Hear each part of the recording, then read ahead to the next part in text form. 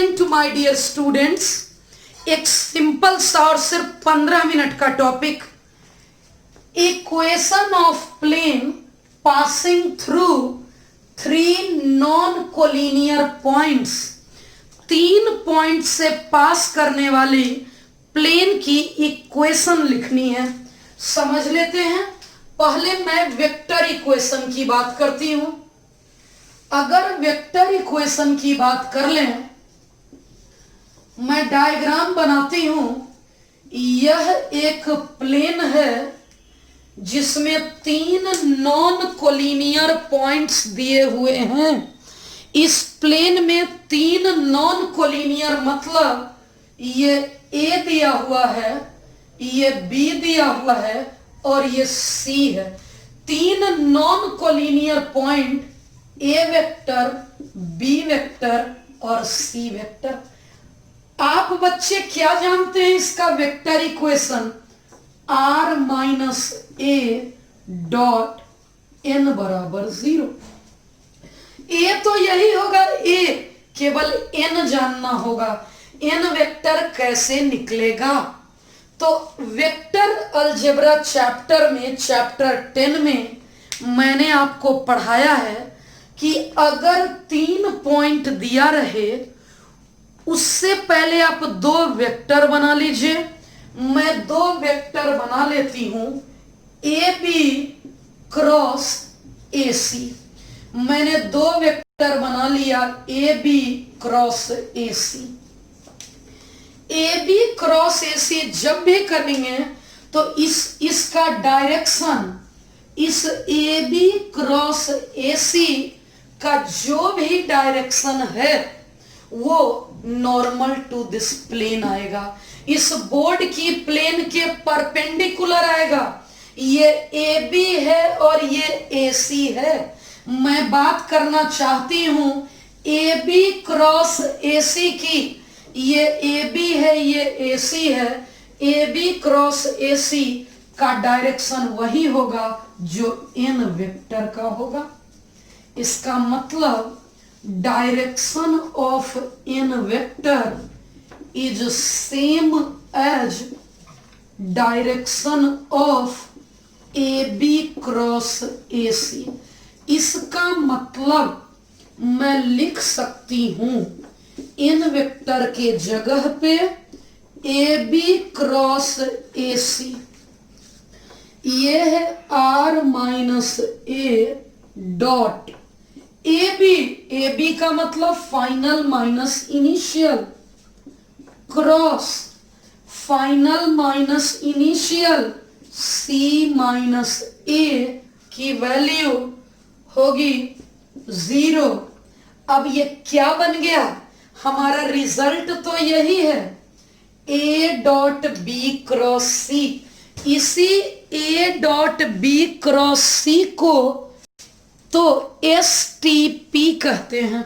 इसका मतलब यही तो हमारा R minus A, B minus A और C minus A equals to 0 हो गया। एक्चुअल आंसर यही है। मैं आपसे 3 पॉइंट से जो प्लेन पास कर रहा है उसका एक्चुअल आंसर यही है।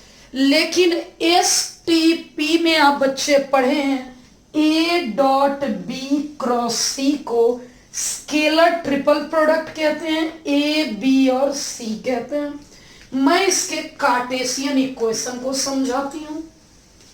क्या है कार्टेशियन इक्वेशन? कैसे निकलेगा कार्टेशियन इक्वेशन? अगर मैं कार्टेशियन इक्वेशन की बात करूं तो इस प्लेन का 3 नॉन कोलिनियर पॉइंट समझते हैं। सबसे पहले ये पॉइंट ए है, x1 y1 z1। ये पॉइंट बी है, x2 y2 z2 और ये पॉइंट सी है, x3 y3 z3। इस प्लेन पर कोई रैंडम पॉइंट r ले सकते हैं, कोई भी रैंडम पॉइंट r ले सकते हैं। मैं फ्रॉम वेक्टर इक्वेशन इसने वेक्टर इक्वेशन में क्या कहा, scalar triple product r minus A, यहां हम बोल सकते हैं b माइनस ए, और यहां हम बोल सकते हैं c माइनस ए की वैल्यू 0 होगी। आखिर क्या होता है एसटीपी? एसटीपी डिटर्मिनेंट होता है। डिटर्मिनेंट में पहला कंपोनेंट, डिटर्मिनेंट का पहला रो यहीं से मिलेगा, इस डिटर्मिनेंट का फर्स्ट रो यहां से मिलेगा, r minus A, r minus A, x minus x1, y minus y1, z minus z1। अब b minus A, second row b minus A, यह b, यह a, x2 minus x1, y2 minus y1, z2 minus z1। c minus A, यहां है c minus A, c minus A, x3 minus x1, y3 minus y1, z3 minus z1। यही आ चुका है हमारा formula. अब एक नोट की बात बता देती हूं जो कि इंपॉर्टेंट है। हमारा हेडिंग है 3 नॉन कोलिनियर पॉइंट से प्लेन पास करेगा तो ऐसा दिखेगा और इक्वेशन ऐसी होगी, ऐसा दिखेगा और कार्टेशियन इक्वेशन ऐसी होगी। लेकिन जरा सोचिए तो, अगर पॉइंट से ही कोलिनियर हो जाएं, अगर वो 3 पॉइंट कोलिनियर हो जाएं तो कैसी इक्वेशन होगी? There will be infinite planes that passes through 3 collinear points. 3 collinear point से पास करने वाला, 3 कोलिनियर पॉइंट से पास करने वाला, that passes through 3 collinear points. Means अगर पॉइंट्स कोलिनियर हो जाएं, ये जो 3 पॉइंट्स दिए हैं ए, बी एंड सी, अगर ये तीनों पॉइंट कोलिनियर हो जाएं तो प्लेन की इक्वेशन हम लिख पाएंगे? नो। यानी ऐसी सिचुएशन में equation of plane passing through 3 collinear points doesn't exist. 3 collinear points can't be determined, can't be determined। ये नोट में मैं लिख रही हूं can't be determined। क्यों नहीं डिटरमिन कर सकते हैं? Because, क्योंकि no such unique planes exist, क्योंकि उस पैटर्न का कोई भी यूनिक प्लेन एग्जिस्ट नहीं करता है। फिर से समझाती हूं, अगर 3 कोलिनियर पॉइंट होंगे तो प्लेन इनफाइनाइट प्लेन जाएगा, तो हम इक्वेशन किसका लिखेंगे? क्योंकि यूनिक प्लेन होगा ही नहीं, इसलिए हम इक्वेशन लिख ही नहीं पाएंगे। मैं इस थ्योरी पर सिर्फ 2 क्वेश्चन करवाऊंगी, एक इस फॉर्मूले को यूज करके और दूसरा इस नोट को यूज करके। एग्जाम में पूछे जाते हैं इस फॉर्मूले पर क्वेश्चन, अभी तुरंत हम लोग करते हैं। जय हो आपकी। प्लेन से रिलेटेड 2 क्वेश्चन है। फॉर्मूला अभी अभी आप पढ़े हैं, equation of plane that passes through 3 points A, B and C. अभी मैंने आपको फॉर्मूले पढ़ाया था, जब भी 3 पॉइंट पता हो, इक्वेशन ऑफ प्लेन की equation x minus x1, y minus y1, z minus z1। x2 minus x1, y2 minus y1, z2 minus z1, x3 minus x1, y3 minus y1 और z3 माइनस z1। अब केवल इस तीनों में value put करते जाना है। पहला पॉइंट है 1 1 0, दूसरा पॉइंट है 1 2 1 और तीसरा पॉइंट है ऐसा। अब ध्यान दीजिएगा, इसमें x1 किसे बोलेंगे, y1 किसे बोलेंगे और z1 किसे बोलेंगे। तो पहले को x1 y1 z1, x2 y2 z2, x3 y3 z3। मैं पुट करके दिखाती हूं, समझिएगा। x माइनस 1 1 0, ये 1, ये 1 और ये 0। 1 minus 1 0, 2 minus 1 1, 1 minus 0 1, x3 minus x1 minus 2 minus 1, 2 minus 1 minus 1 minus 0 minus 1।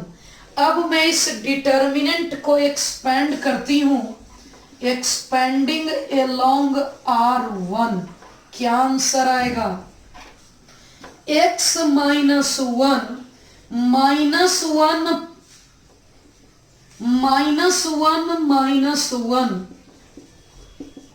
y minus 1 0 plus 3 z into 0 plus 3 equal to 0, minus 2 into this one minus 3 into this one plus 3z। ये हो गया minus 2x minus 3y plus 3z plus 2 plus 3 5।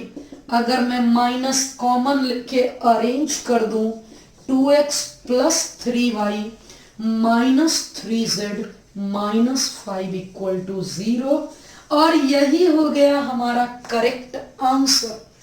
अब एक और question है, समझते हैं।